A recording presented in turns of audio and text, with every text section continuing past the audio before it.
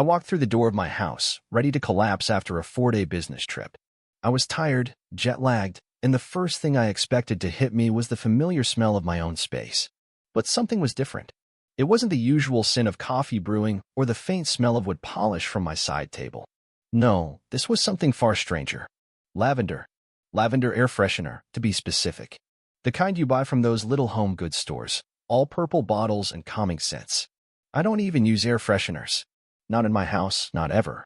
It threw me off. And that wasn't the only thing. As I dropped my suitcase by the door and glanced at the TV, I saw something I hadn't put on.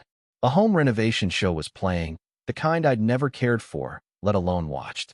I blinked, rubbed my eyes, and then I heard it. From the kitchen, a voice. A familiar voice. "Oh, you really should get rid of that spice rack." It's so. 2009. At that moment, my heart dropped. That was the exact moment I realized. I wasn't alone. Not in my own home. And the worst part? It wasn't a burglar or some stranger, no. It was Karen. She was the HOA president. She'd let herself into my house, using the spare key she conveniently kept from the HOA's emergency key box. And now, here she was, sipping my bourbon and critiquing my interior design like she was some kind of expert. I stood frozen in the doorway, trying to process it all, while Karen went on and on about feng shui and energy flow in my living room. She was casually walking around, talking about how my furniture was misplaced, and I couldn't believe it. This was it. The moment I realized how deep this was going. This wasn't just some nosy neighbor. This wasn't some mistake. This was war. It all started when I first met Karen. She handed me a laminated pamphlet with the title 47 Ways You're Violating HOA Guidelines. Yeah, that was my first red flag. But it didn't stop there. She referred to herself as the community architect of order. She didn't blink. Not once. She was always watching. Always judging.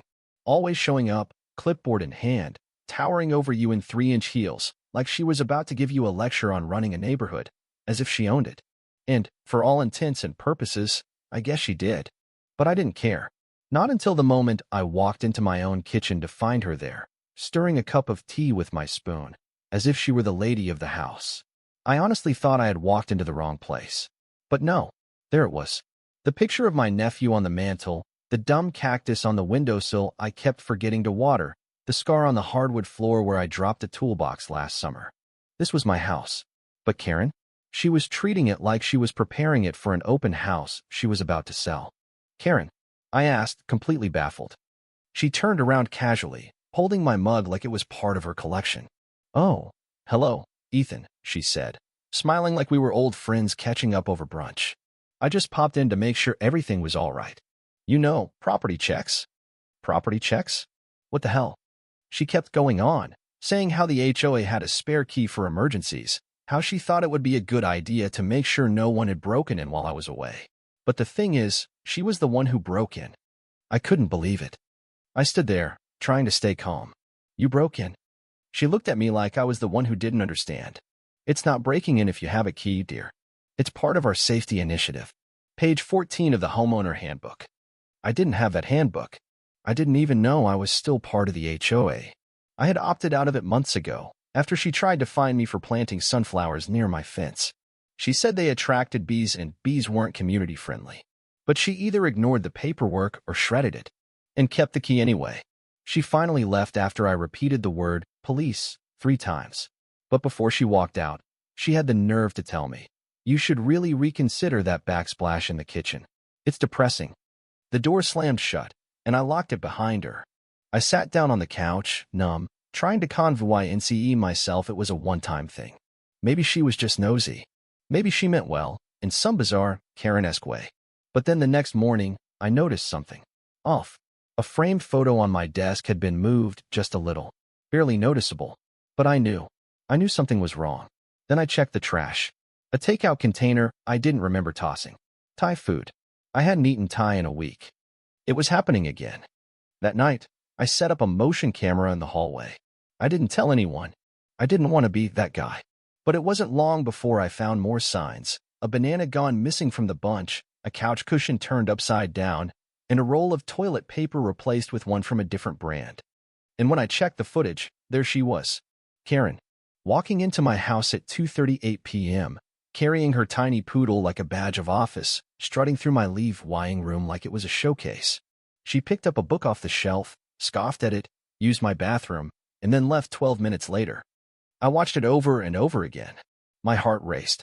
I wasn't just dealing with a nosy neighbor. I was dealing with someone who thought she had a right to my home. She had access. Silent, unnoticed access. And it terrified me. I barely slept that night, imagining how many times she'd been in my house when I wasn't around. Or worse, when I was sleeping. The next day, I marched straight into the HOA office. Karen was sitting behind her desk, sipping a kale smoothie, smiling like she hadn't just violated my privacy. "Give me the spare key now," I demanded. But of course, Karen was the HOA president. She had control of everything. "I'm afraid I can't do that," she said with a smile, tapping on her tablet. "HOA policy requires key access for emergency inspection purposes." I wasn't in the HOA. She laughed. "That's debatable." No, it wasn't. But her smile never wavered. I left that office, defeated but not willing to give up. I went straight to the hardware store, bought the best smart lock system I could find, complete with a fingerprint scanner, passcode entry, and phone alerts. But that wasn't enough. I called my sister, Mia. She used to work in cybersecurity. I told her what had been happening, and she was on her way that night. Mia arrived, and we got to work. She set up cameras in the most hidden spots, rewired the door frame to send a silent alert to her laptop if Karen ever tried to come back. By the time Mia left, my house was a fortress. And I wasn't just thinking about security anymore. I was thinking about revenge. This time, Karen was going to walk right back into my house. But this time, the welcome party would be a lot more official. The next few days were quiet, but I didn't let my guard down. Every creak in the floorboards, every shadow outside the window made me wonder if Karen was back. Mia kept fine-tuning the system, setting up more sensors. We were ready. Then, one Saturday, I posted on the neighborhood app.